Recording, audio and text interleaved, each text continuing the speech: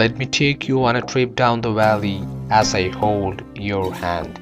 We pass by the gentle bubbling stream, its sparkling music instilling a sense of calm and peace. Nearby, the nightingale fills the air with beautiful song of joy. The flowers bloom in a majestic array of colors. Lush greenery field glistens in the morning sun, and everything feels so fresh and pure.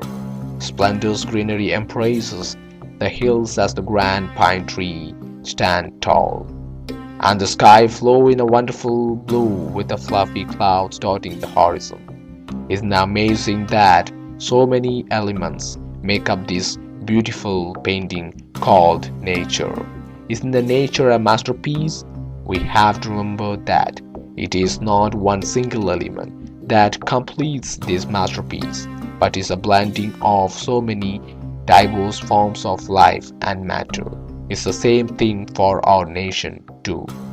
With our own uniqueness and our culture, we make up this nation. Have you ever considered yourself to be an Indian and not see the beauty of our diverse culture? Don't you see the amazing diversity of our customs and practices? It's our cultures that bestows color and the freshness to the life of the nation. Our culture gives our nation a profound richness.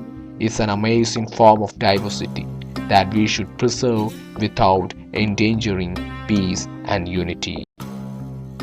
Have you ever felt the gentle breeze blowing on your face as you walk by the riverside? Have you ever beheld the beauty of a majestic sunset with its warm rays filling the sky with a golden glow? Have you ever looked at the sky and behold the beauty of the beautiful work of creation, the stars, the moons, and the constellation? Have you ever held the flowers in your hand and feel the texture of its delicate beauty? Have you ever looked at one another and never ceased to be amazed at the miracle of life? The creation of God is wonderful and beautiful. We human beings, made in the image of God, are a special creation. We are complex creation that need social interaction among one another to thrive. Our culture developed over the centuries to give us an identity. We should act as cohesive unit binding us together. But we see the distinct future of our diverse culture separating us into monolithic groups. We view each other's cultures with feeling of suspicion and distrust. We fear our sense of identity would be endangered if we give ourselves to understand and accept other culture. Are there such things as superior or inferior cultures? It's for you to answer this question. But we should realize that there are commonness inherent in every culture.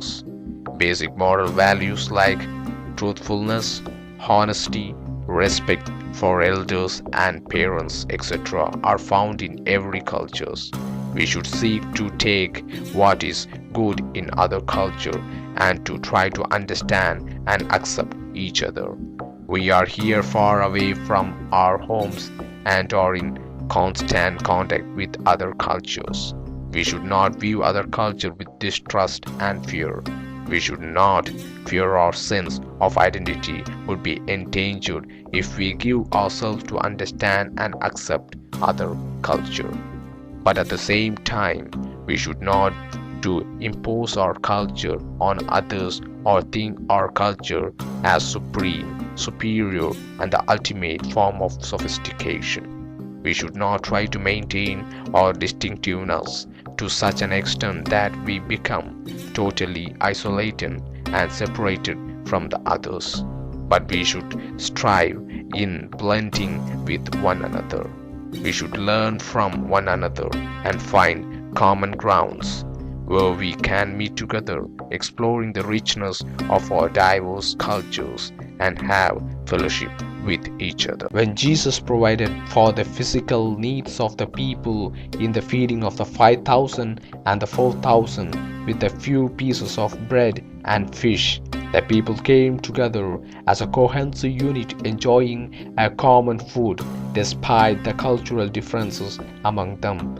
They accepted the food that came from God Himself and they ate to their fill. They enjoyed unity and fellowship.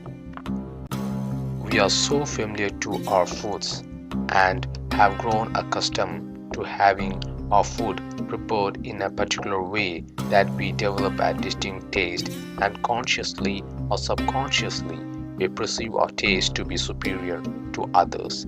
We have different taste and we are not only too quick to rush in defense of our taste but also quick to condemn the foods of other culture that we don't like.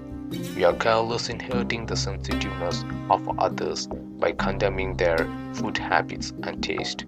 We may do it consciously or subconsciously, and we maintain a sense of superiority complex. Something that is precious in one culture may not be good for other cultural groups. Isn't it best to try to satisfy both of them, finding out common and shared taste? We should try not to maintain our distinctiveness and uniqueness too much as it would further cross division. This is also related to our food taste. We should not stubbornly hold on to our taste, refusing to appreciate the unfamiliar taste of other culture. We should not condemn others' taste and food preparations, but seek to understand and accept and even try out each other's taste. There are foods that we could enjoy together and come together as a community, blending in harmony with each other.